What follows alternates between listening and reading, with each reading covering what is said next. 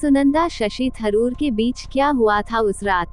सुनंदा पुष्कर ऐसी महिला थी जिन्होंने जिंदगी को पूरी आजादी के साथ अपनी शर्तों पर जिया और हाई प्रोफाइल लोगों में अपनी जगह और पहचान खुद बनाई। आशिक मिजाज शशि थरूर को तीसरे पति के रूप में स्वीकार करना क्या उनकी भूल थी? क्या यही वजह उनकी मौत का कारण बनी? 16-17 जनवरी की रात सुनंदा पुष्कर और शशि थरूर के बीच क्या हुआ था, पक्के तौर पर कोई नहीं जानता। अलबत्ता यह जरूर है कि दोनों के बीच कुछ न कुछ हुआ जरूर था, और शायद यही सुनंदा पुष्कर की मौत की वजह भी थी।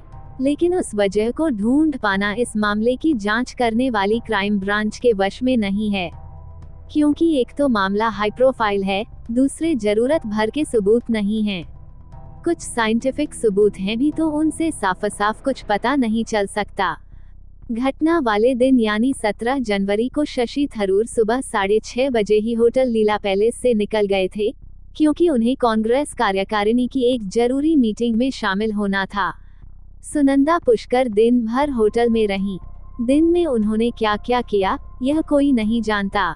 होटल स्टाफ के लोगों और सुनंदा के नौकर नारायण को थोड़ी बहुत जो जानकारी थी वो उन्होंने पुलिस को बता दी, लेकिन उसमें ऐसा कुछ नहीं था जिससे कोई अनुमान लगाया जा सकता।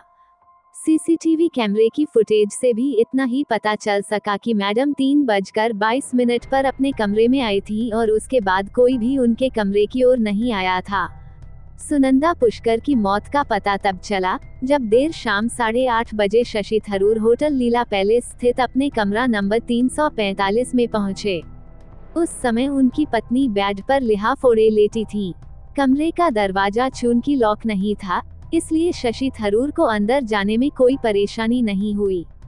थरूर ने अंदर जाकर देखा तो सुनंदा निश्चल पड़ी थी। उनके शरीर में किसी तरह की कोई हलचल नहीं थी। ये कर देख शशि थरूर ने होटल के स्टाफ और डॉक्टर को बुलाया, साथ ही अपने पीए अभिनव को भी। चंद मिनटों में ही यह बात साफ हो गई कि सुनंदा मर चुकी हैं। शशि थरूर सुबह 6:30 बजे जब होटल से निकले थे तो सब ठीक था। फिर दिन में ऐसा क्या हुआ कि सुनंदा की मौत हो गई? खबर सुनकर अभिनव भी होटल आ गए और उन्होंने ही सुनंदा पुष्कर की रहस्यमय मृत्यु की खबर पुलिस को दी। चूंकि यह हाई प्रोफाइल मामला था, सो पुलिस के बड़े बड़े अधिकारी और पूरा मीडिया होटल लीला पैलेस पहुंच गया। पुलिस ने विशेषज्ञों को बुलाकर डेड बॉडी की जांच कराई, लेकिन सुनंदा के चेहरे और हाथों पर छोटी छोटी 12 चोटों के अलावा कोई ऐसा लक्षण नहीं पाया गया जिसे उनकी मौत की वजह माना जा सकता। वैसे भी उनकी बॉडी रजाई से इस तरह ढकी हुई थी जिसे देखकर लग रहा था जैसे सोते समय उनकी मौत हुई हो। कमरे की तलाशी में भी कोई संदिग्ध चीज नहीं मिली। हाँ, सुनंदा पुष्कर के बैग से एल्ट्रेक्स के 2 रबर जरूर मिले, जिनसे 15 टैबलेट गायब थीं। इससे त्वरित तौर पर यही अनुमान लगाया गया कि उन्होंने नींद की दवा खाकर आत्महत्या की होगी। कश्मीरी सिबों के लिए प्रसिद्ध सोपोर क्षेत्र के छोटे से गांव बोमी में 27 जून 1962 को जन्मी सुनंदा का संबंध एक जमींदार परिवार से था। उनके पिता पुष्करनाथ दास सेना में कर्नल थे, जो 1983 में रिटायर हो गए थे। उनके 2 भाई हैं, जिनमें से एक बैंक ऑफिसर हैं और दूसरे सैन्य अधिकारी। 1990 में आतंकवादियों द्वारा घर जलाए जाने के बाद ये कश्मीरी पंडित परिवार जम्मू आकर बस गया था, लेकिन सुनंदा इससे पहले ही गांव घर छोड़ चुकी थी। 1984 में जब वह श्रीनगर के मौलाना आजाद रोड, लाल चौक स्थित गवर्नमेंट कॉलेज ऑफ वीमेन में इकोनॉमिक्स की छात्रा थी, तभी उन्हें डल लेक पर बने सरकारी होटल सेंटोर के लेक व्यू रेस्तरां में पार्ट टाइम होस्टेस की नौकरी मिल गई थी। उन दिनों वहां के असिस्टेंट मैनेजर संजय रैना थे। तब तक सुनंदा का पूरा नाम सुनंदा दास था। सेंटोर होटल में ही सुनंदा और संजय रैना की मुलाकात हुई। पहले दोनों की आंखें लड़ी, फिर प्यार हुआ। इसी के चलते सुनंदा ने अपने परिवार से विद्रोह करके सन 1986 में संजय रैना से शादी कर ली थी। शादी के बाद दोनों दिल्ली चले आए थे। दिल्ली में सुनंदा ने साउथ एक्सटेंशन के एक फैशन इंस्टीट्यूट से फैशन टेक्नोलॉजी का डिप्लोमा किया। इस बीच संजय रैना नौकरी करते रहे, लेकिन तब तक दोनों के बीच कई तरह के मतभेद पैदा हो गए थे, जिसकी वजह से दूरियां बढ़ती जा रही थीं। आगे चलकर ये मतभेद इतने बड़े कि दोनों का रिश्ता टूट गया। सुनंदा और संजय तलाक लेकर अलग हो गए। सुनंदा ने अपने परिवार से विद्रोह करके विवाह किया था, वह भी टूट गया। इससे उन्हें काफी दुख पहुंचा था। इस दुख को कम करने और अपने परिवार से अपनी पहचान जोड़े रखने के लिए सुनंदा ने अपने नाम के आगे से दास हटाकर पिता का नाम पुष्कर जोड़ लिया। इसके बाद वह सुनंदा पुष्कर के नाम से जानी जाने लगी। संजय रैना से तलाक लेकर सुनंदा ने अपनी राहें अलग कर ली। तलाक के कुछ समय बाद 1988 में वह दुबई चली गईं। वहां उन्हें दुबई की टेकॉम इन्वेस्टमेंट कंपनी में सेल्स मैनेजर की नौकरी मिल गई। इसके 2 साल बाद 1991 में सुनंदा ने मलयाली बिजनेसमैन सुजीत मेनन से दूसरी शादी कर ली। मेनन संजय रैना के ही दोस्त थे और काफी पहले उन्हीं के माध्यम से सुनंदा के संपर्क में आए थे। सुनंदा पुष्कर ने टेकॉम इन्वेस्टमेंट कंपनी में नौकरी, अनुभव प्राप्त करने और दुबई में जड़ें जमाने के लिए की थी। जब स्थितियां मनोनुकूल बन गईं तो उन्होंने दुबई में एक्सप्रेशंस नाम से अपनी इवेंट मैनेजमेंट कंपनी खोल ली। पंख फैलाकर खुले आसमान में उड़ने की चाहत रखने वाली सुनंदा की यह पहली मनचाही उड़ान थी। अपनी इवेंट मैनेजमेंट कंपनी के माध्यम से सुनंदा फैशन शो वगैरह आयोजित करने लगी। इसके चलते उनके संपर्क बड़े बड़े फैशन डिजाइनर्स और मॉडल्स से बन गए। दुबई में रहते हुए ही सन 1992 में सुनंदा एक बेटे की मां बनी। सुनंदा पुष्कर और सुजीत मेनन करीब 6 साल साथ रहे। सन 1997 में सुजीत मेनन की दिल्ली के करोलबाग क्षेत्र में एक रोड एक्सीडेंट में मृत्यु हो गई। कहा जाता है कि वह अवसादग्रस्त रहने लगे थे। उनका एक्सीडेंट भी उसी मनोस्थिति में हुआ था। बहरहाल पति की मौत के बाद सुनंदा ने खुद को भी संभाला और बेटे को भी। पिता की मौत के बाद शिव को बोलने संबंधी कोई समस्या हो गई थी, जिसके इलाज के लिए सुनंदा को टोरंटो, कनाडा जाना पड़ा। सुनंदा काफी दिनों तक कनाडा में रहीं और उन्होंने वहीं की नागरिकता ले ली। इस बीच उनका इवेंट मैनेजमेंट का काम चलता रहा। दुबई उनका आना जाना लगा रहता था। दुबई और कनाडा में रहते हुए सुनंदा पुष्कर कुछ ही सालों में बिल्कुल बदल गईं। चाल ढाल, रंग रूप ही नहीं, उनका हर अंदाज बदल गया। इस बीच वह दुबई और कनाडा के संभ्रांत वर्ग में इतनी मशहूर हो गईं कि वहां की हर बड़ी पार्टी में नजर आने लगी। चूंकि दिल्ली और मुंबई के बड़े बड़े फैशन डिजाइनर उनके संपर्क में रहते थे, इसलिए वह मुंबई और दिल्ली के भी चक्कर लगाती रहती थीं। इवेंट मैनेजमेंट के बिजनेस में सुनंदा ने काफी पैसा कमाया। उन्होंने अपना ज्यादातर पैसा दुबई के रियल एस्टेट कारोबार में इन्वेस्ट कर दिया था।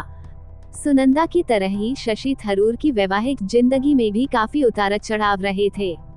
यह अलग बात है कि बड़े लोगों की जिंदगी के उतार चढ़ाव भी उनकी तरह ही बड़े होते हैं।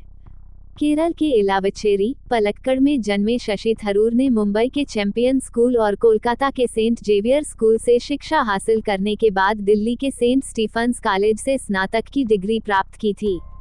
उन्हें Fletcher school of law and diplomacy से स्कॉलरशिप भी मिली थी। 3 सालों के अंदर 2 विषयों में मास्टर डिग्री हासिल करके उन्होंने महज 22 साल की उम्र में पीएचडी की थी। Fletcher school of law and diplomacy में उनके अलावा आज तक किसी ने इतनी कम उम्र में पीएचडी पूरी नहीं की। इसके बाद वह अमेरिका चले गए थे, जहां उनकी नियुक्ति संयुक्त राष्ट्र के उपसचिव पद पर हो गई। शशि थरूर जब कोलकाता के सेंट जेवियर्स कॉलेज में पढ़ रहे थे, तभी उनकी मुलाकात मध्य प्रदेश के पूर्व मुख्यमंत्री कैलाशनाथ काटजू की नातिन तिलोत्तमा मुखोपाध्याय से हुई थी। वह भी शशि की तरह ही इंटेलेक्चुअल थीं। दोनों में पहले दोस्ती हुई, फिर प्रेम विवाह। तिलोत्तमा शशि के 2 जुड़वां बच्चों की मां भी बनी, लेकिन पति पत्नी में ज्यादा दिन नहीं निभ सकी और दोनों का तलाक हो गया। शशि थरूर जब अमेरिका में यूएनओ में कार्यरत थे, तभी उनका परिचय क्रिस्टा गाइल्स से हुआ, जो वहीं संयुक्त राष्ट्र निरस्तीकरण आयोग की उपसचिव थीं। क्रिस्टा हैंडसम शशि की विद्वता, बौद्धिकता और खूबसूरती से इतनी प्रभावित हुई कि उनसे प्यार करने लगी। शशि भी क्रिस्टा के प्यार में पागल थे। चूंकि दोनों की चाह एक ही थी, इसलिए सन 2007 में दोनों ने शादी कर ली। हालांकि क्रिस्टा के घर वाले कतई नहीं चाहते थे कि वो एक दिलफेक भारतीय से शादी करें। कह सकते हैं, क्रिस्टा गाइल्स ने अपने परिवार की मर्जी के खिलाफ जाकर शशि थरूर से शादी की थी। अगले 3 सालों तक थरूर और क्रिस्टा गाइल्स के बीच सब कुछ ठीक ठाक चला। इसी बीच शशि थरूर यूएनओ की नौकरी छोड़कर राजनीति में किस्मत आजमाने के लिए भारत आ गए थे। क्रिस्टा भी अपना सब कुछ छोड़ छाड़ कर उनके साथ आ गईं। शशि के लिए उन्होंने अपनी नौकरी तक छोड़ दी और उनके साथ साथ उनके परिवार को भी अपना लिया। राष्ट्र संघ में उच्च पद पर रहने के कारण शशि थरूर के नेहरू गांधी परिवार से करीबी रिश्ते बन गए थे। उन्हें इसका लाभ मिला। सन 2009 में उन्होंने कांग्रेस के टिकट पर केरल से लोकसभा का चुनाव लड़ा। उस समय क्रिस्टा न केवल उनके साथ थी, बल्कि उन्होंने थरूर का चुनाव प्रचार भी किया। शशि थरूर चुनाव जीत गए। सोनिया गांधी से नजदीकियां होने के कारण उन्हें विदेश राज्य मंत्री बनाया गया।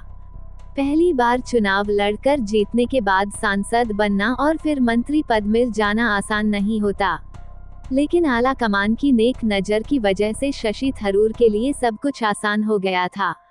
विदेश राज्य मंत्री रहते ही सुनंदा पुष्कर और शशि थरूर की पहली मुलाकात दुबई की एक पार्टी में तब हुई, जब वह एक सरकारी दौरे पर वहां गए थे। सुनंदा आकर्षक व्यक्तित्व की खूबसूरत महिला थीं। रसिया स्वभाव के थरूर सुनंदा पुष्कर की खूबसूरती और अदाओं से बहुत प्रभावित हुए।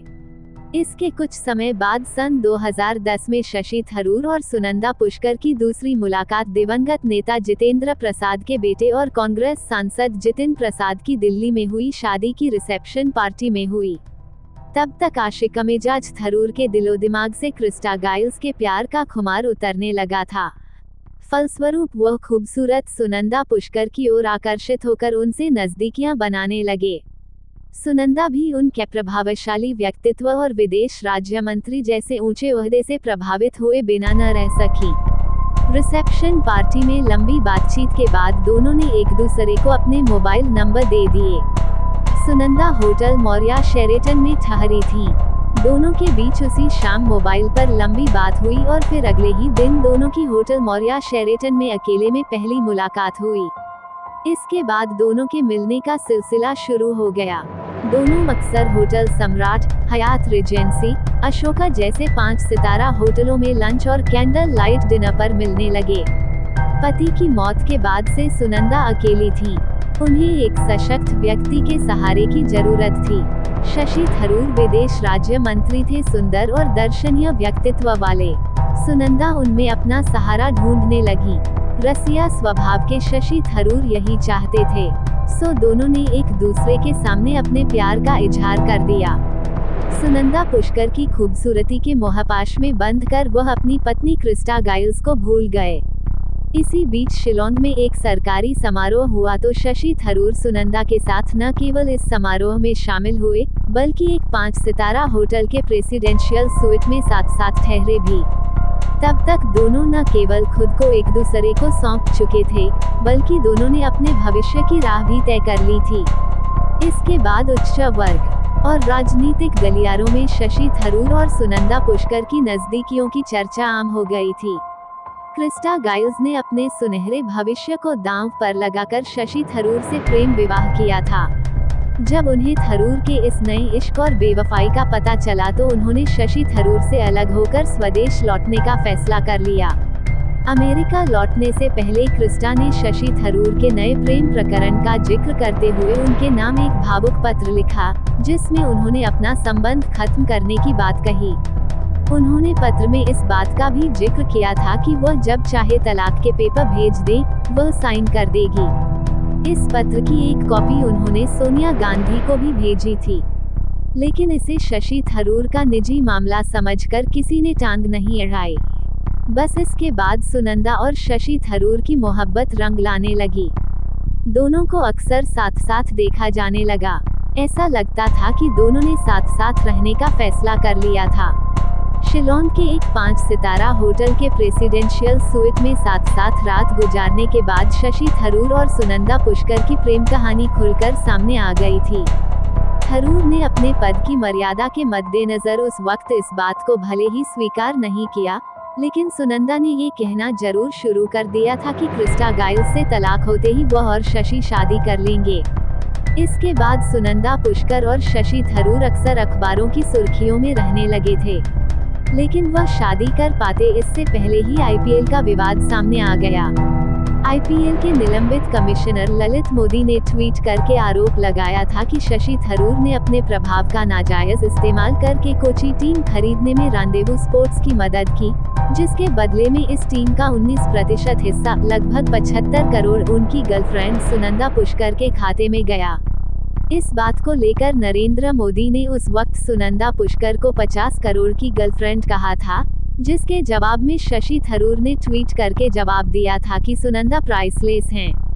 बहरहाल अपनी ओर से सफाई दिए जाने के बाद भी इस विवाद के चलते शशि थरूर को अपना मंत्री पद गंवाना पड़ा। इस विवाद के 4 महीने बाद शशि थरूर और सुनंदा पुष्कर ने अगस्त 2010 में केरल स्थित पलक्कड़ के इलावचेरी में शादी कर ली। यह शादी थरूर के पुश्तैनी घर पर उनके परिवार वालों के बीच पारंपरिक तरीके से हुई। इस शादी में सुनंदा पुष्कर का परिवार भले ही शामिल नहीं हुआ, लेकिन तब तक अपने परिवार से उनके रिश्ते सामान्य हो गए थे। शादी के बाद सुनंदा पुष्कर और शशि थरूर ज्यादातर साथ साथ देखे जाते थे। यह अलग बात है कि बड़े लोगों की तरह दोनों की कुछ अलग राहें भी थीं। मसलन शशि थरूर अपनी राजनीतिक गतिविधियों में व्यस्त रहते थे और सुनंदा पुष्कर उच्च वर्ग की महिलाओं और दिल्ली, मुंबई और दुबई में देर रात तक चलने वाली पार्टियों में। थरूर अपनी राजनीतिक छवि को साफ सुथरा बनाए रखने के लिए ऐसी पार्टियों में जाने से बचते थे। बहरहाल थरूर की जिंदगी में आने के बाद सुनंदा का रुतबा तो बढ़ ही गया था, वह खुद को मानसिक और सामाजिक स्तर पर सुरक्षित भी समझने लगी थी। नरेंद्र मोदी ने अपनी राजनीतिक बयानबाजी में सुनंदा पुष्कर को भले ही 50 करोड़ की गर्लफ्रेंड बताया था, लेकिन हकीकत में सुनंदा स्वयं करीब 113 करोड़ रुपए की चलचल संपत्ति की मालकिन थी, जिसका शशि थरूर से कोई लेना देना नहीं था। दुबई में उनके 12 अपार्टमेंट और एक स्पा तो था ही, उन्होंने कनाडा में भी एक शानदार अपार्टमेंट खरीद रखा था। जम्मू में भी उनकी काफी जमीन जायदाद थी। इसके अलावा उनके पास 7 करोड़ रुपए की ज्वेलरी और डिजाइनर घड़ियों के साथ साथ करीब इतनी ही नकद रकम बैंकों में जमा थी। सुनंदा पुष्कर अपने बेटे शिव मेनन का भविष्य मुंबई फिल्म इंडस्ट्री में बनाना चाहती थी। इसके लिए उन्होंने शिव को अनुपम खेर के एक्टिंग स्कूल में दाखिला भी दिला दिया था। मुंबई की पेज 3 पार्टियों में शामिल होते रहने की वजह से वह बड़े बड़े निर्माता निर्देशकों और हीरो हीरोइनों को जानती थी, इसलिए बेटे को फिल्मों में काम दिलाना उनके लिए मुश्किल नहीं था। शशि थरूर और सुनंदा पुष्कर की जिंदगी में सब कुछ ठीक ठाक चल रहा था। दोनों की अपनी अपनी रंगीन लाइफ थी। तभी अचानक इन दोनों की जिंदगी में एक त्रिकोण आ गया। उनकी प्रेम कहानी का तीसरा कोण बनी मेहर तरार। दरअसल शशि थरूर शुरू से ही रसिया स्वभाव के रहे थे, ट्विटर के शौकीन भी। कहा जाता है उनका ज्यादातर खाली समय ट्विटर पर बीतता था। इसी के चलते उनके संपर्क में आई 45 वर्षीय पाकिस्तानी पत्रकार मेहर तरार। पाकिस्तानी मीडिया में खूबसूरती के लिए जानी जाने वाली मेहर तरार का संबंध पाकिस्तान के एक संभ्रांत परिवार से है। उन्होंने वेस्ट वर्जीनिया यूनिवर्सिटी से जर्नलिस्ट की डिग्री लेने के बाद पत्रकारिता के क्षेत्र में कदम रखा था। उन्होंने बहरीन बेस्ड एक बड़े बिजनेसमैन से शादी की थी। फिलहाल वह पति से कुछ मतभेदों के चलते अपने 13 वर्षीय बेटे के साथ पाकिस्तान में अकेली रह रही हैं और एक बिजनेस न्यूज चैनल से जुड़ी हैं। ट्विटर के जरिए संपर्क में आई मेहर तरार से थरूर का संपर्क बढ़ा तो वह 7 अप्रैल 2013 को भारत आई। मकसद था शशि थरूर का इंटरव्यू सुनंदा पुष्कर के सामने ही हुआ, लेकिन कुछ कारणों से उन्हें शशि और मेहर का घुल मिलकर बातें करना अच्छा नहीं लगा। उसी दौरान मेहर ने शशि थरूर के सामने यह इच्छा भी जाहिर की कि वो केरल पर एक किताब लिखना चाहती हैं। इसके बाद शशि थरूर और मेहर तरार की अगली मुलाकात जून 2013 में दुबई की एक पार्टी में हुई। सुनंदा उस समय भी साथ थी। मेहर ने अपने कॉलम में भी और वैसे भी शशि थरूर की कुछ ज्यादा ही तारीफ की थी, इसलिए सुनंदा ने उन्हें पसंद नहीं किया था और पूरी कोशिश की थी कि दोनों दूर दूर रहें। लेकिन ऐसा नहीं हो सका और शशि थरूर और मेहर तरार ट्विटर और मोबाइल फोन के जरिए एक दूसरे से बराबर संपर्क बनाए रहे। हालांकि सुनंदा पुष्कर जुलाई 2013 से ही इसका विरोध कर रही थी। जब शशि थरूर और मेहर तरार ट्विटर पर जुड़े रहे तो सुनंदा पुष्कर को गहरी ठेस पहुंची। वह तनावग्रस्त रहने लगी। दरअसल वह अपने पति के रसिया स्वभाव को अच्छी तरह जानती थी, इसलिए उन्हें लग रहा था कि जिस आदमी के लिए उन्होंने हर तरह के समझौते किए, सामाजिक आलोचनाएं झेली, वह उनसे बेवफाई कर रहा है। इसी बात को लेकर शशि थरूर और सुनंदा पुष्कर के बीच मतभेद रहने लगे। इसी के चलते उन्होंने ट्विटर पर शशि थरूर और मेहर तरार की पोल खोलनी शुरू कर दी। फलस्वरूप बात बढ़ती गई। इसे लेकर शशि थरूर और सुनंदा के बीच बात काफी बढ़ गई थी। जब ये बात मीडिया के माध्यम से सार्वजनिक हो गई तो शशि थरूर परेशान हुए। उन्होंने सुनंदा को कैसे मनाया, ये तो वही जाने, लेकिन उस वक्त वो मान गई थी। चूंकि शशि थरूर और सुनंदा पुष्कर दोनों ही उस वर्ग से थे जिसकी एक एक गतिविधि पर निगाह रखी जाती है, इसलिए दोनों को संयुक्त रूप से बयान देना पड़ा कि उनके दाम्पत्य जीवन में सब कुछ ठीक है। शशि थरूर निस्संदेह विद्वान व्यक्ति हैं। उन्होंने कई किताबें लिखी हैं। ह्यूमन राइट्स पर दिए गए उनके भाषणों को खूब सराहा गया था, लेकिन पिछले 2-3 सालों में उनकी सारी विद्वता ट्विटर के इर्द गिर्द सिमट कर रह गई थी। उनके 20 लाख से भी अधिक फॉलोअर्स थे। ट्विटर प्रेम के आगे उन्हें अपनी पत्नी सुनंदा पुष्कर भी महत्वहीन लगती थी। शायद इसीलिए सुनंदा ने एक टीवी चैनल को दिए अपने इंटरव्यू में कहा था कि ट्विटर उनकी सौतन है। उनके पति उस वक्त भी ट्वीट करते रहते हैं जब उन्हें उनके प्यार में डूबा होना चाहिए। सुनंदा पुष्कर ट्विटर को ज्यादा पसंद नहीं करती थी।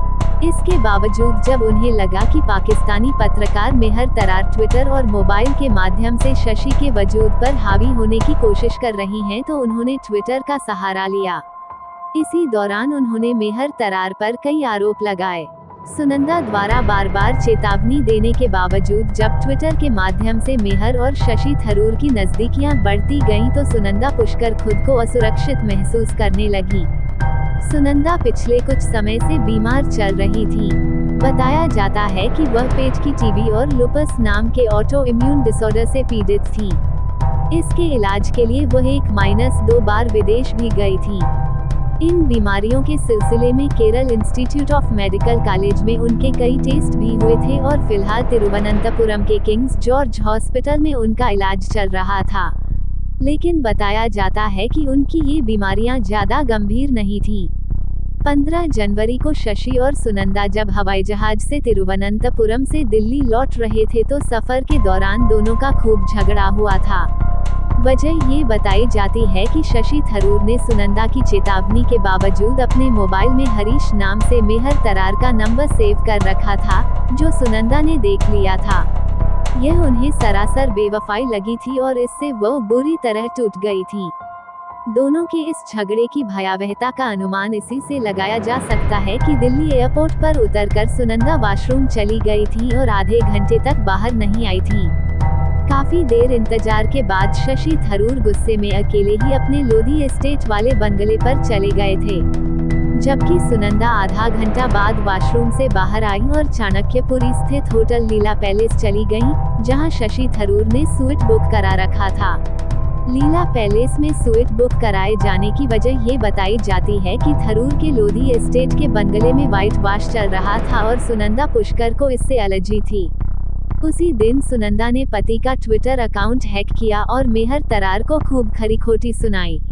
यहाँ तक कि उन्होंने मेहर तरार को आईएसआई का एजेंट तक बताया।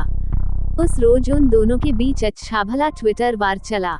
बाद में शशि थरूर भी लीला पैलेस आ गए थे। उन्हें जब इसकी जानकारी हुई तो उन्होंने ट्वीट करके सफाई दी कि उनका अकाउंट हैक कर लिया गया था। इसके बाद शायद पति पत्नी में समझौता हो गया था, क्योंकि अगले दिन यानी 16 जनवरी को दोनों ने संयुक्त बयान जारी करके कहा कि उनके दाम्पत्य जीवन में सब कुछ ठीक है। 17 जनवरी को शशि थरूर सुबह 6:30 बजे ही होटल से निकल गए थे। बताया जाता है कि उस रात सुनंदा और शशि के बीच खूब झगड़ा हुआ था, जो रात 4:30 बजे तक चला था। इस झगड़े के बाद शशि थरूर को सोफे पर सोना पड़ा था, जबकि सुनंदा बेड पर सोई थी। अनुमान है कि सुनंदा के हाथों और मुंह पर चोटें इसी झगड़े के दौरान हाथापाई में आई थी। अगली सुबह यानी 17 जनवरी को शशि थरूर सुबह 6:30 बजे ही होटल से निकल गए थे। उसी रात लगभग 8:30 बजे सुनंदा पुष्कर होटल लीला पैलेस के अपने कमरा नंबर 345 में मृत पाई गईं। उनकी मौत का पता तब चला जब सुबह 6:30 बजे होटल से निकले शशि थरूर रात को लगभग 8:30 बजे वापस लौटे। उस वक्त कमरे का दरवाजा अंदर से बंद नहीं था। दरवाजा खोलकर शशि थरूर अंदर पहुंचे तो सुनंदा बेड पर मरी पड़ी थी। उस वक्त वो रजाई ओढ़े थी और दोनों हाथ रजाई के अंदर थे। कह सकते हैं वह सामान्य स्थिति में सोई हुई लग रही थी। उनकी स्थिति देखकर थरूर को होटल के स्टाफ को बुलाना पड़ा।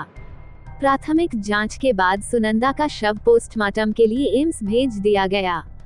अगले दिन वीडियोग्राफी के साथ 3 डॉक्टरों के पैनल ने सुनंदा के शव का पोस्टमार्टम किया। पता चला सुनंदा पुष्कर की मौत अप्राकृतिक और आकस्मिक थी, जो दवा के ओवरडोज की वजह से हुई थी। उनके शरीर पर चोटों के जो 10 निशान पाए गए, वो संभवतः घरेलू झगड़े की वजह से आए थे, जिनका उनकी मौत से कोई संबंध नहीं था। इनमें से एक हाथ की हथेली में दांत से काटने का गहरा निशान था, जिसकी फोरेंसिक जांच के लिए उस जगह की चमड़ी सुरक्षित रख ली गई। इसके साथ ही सुनंदा के पेट का विसरा भी जांच के लिए रखा गया। पोस्टमार्टम के बाद उसी दिन लोधी रोड शमशान घाट पर उनका अंतिम संस्कार कर दिया गया। सुनंदा पुष्कर और शशि थरूर की शादी को चूंकि अभी 7 साल पूरे नहीं हुए थे, इसलिए सीआरपीसी की धारा 176 के तहत इस मामले की जांच वसंत विहार के एसडीएम आलोक शर्मा को सौंपी गई। उन्होंने इस सिलसिले में सीनियर जर्नलिस्ट नलिनी सिंह, सुनंदा के भाई कर्नल राजेश, बेटे शिव मेनन, शशि थरूर, उनके पर्सनल सेक्रेटरी अभिनव और होटल के 2 अटेंडेंट आदि 8 लोगों के बयान लिए। उन्हें शशि थरूर के खिलाफ कोई सबूत नहीं मिला था। नलिनी सिंह का बयान इसलिए लिया गया क्योंकि उनसे सुनंदा की काफी लंबी बात हुई थी। पोस्टमार्टम रिपोर्ट और 92%